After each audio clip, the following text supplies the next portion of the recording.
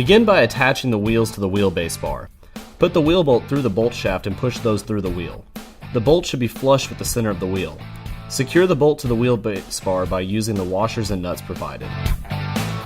Next, attach the kickstand by slotting the T-bracket into the back leg and lining up the bolt holes. Place a washer on the bolt through the aligned holes. Then, place the other washer and nut on the end of the bolt that is passed through the front leg of the bracket and back leg. Tighten the nut onto the bolt until snug. Attach the wheelbase bar to the front leg.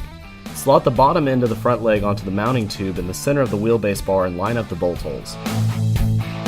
Once the base is fully assembled, take the vertical support bar and slide the bottom end into the base of the EasyFlex stand. Make sure the raised bolt opening is facing the back of the stand. Screw the hand screw into the hole on the side of the front leg of the base. Tighten to secure the vertical support bar at whatever level is comfortable.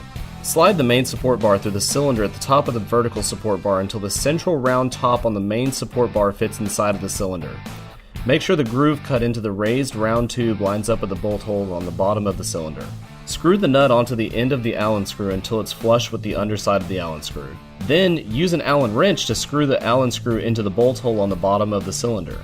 The Allen screw will stop when the nut is flush with the underside of the cylinder.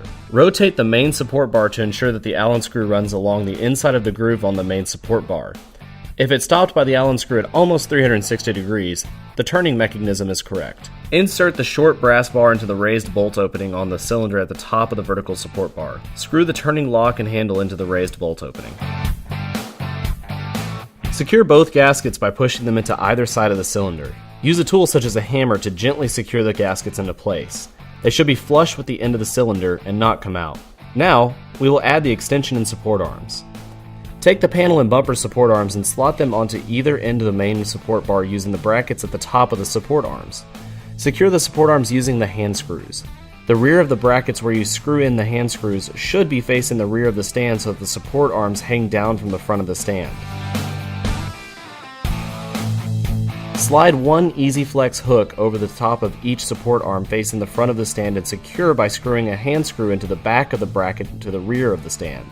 Slide one EasyFlex hook onto the bottom end of each support arm facing the front of the stand. Secure by screwing a hand screw into the back of the bracket to the rear of the stand. Alright, now we're finally assembled. One important step that when Caleb put these together, notice that the hooks on the top are facing up, the hook on the bottom is facing down. That's the tension apart to hold a fender, hold a door skin, hold a hood, hold a deck lid.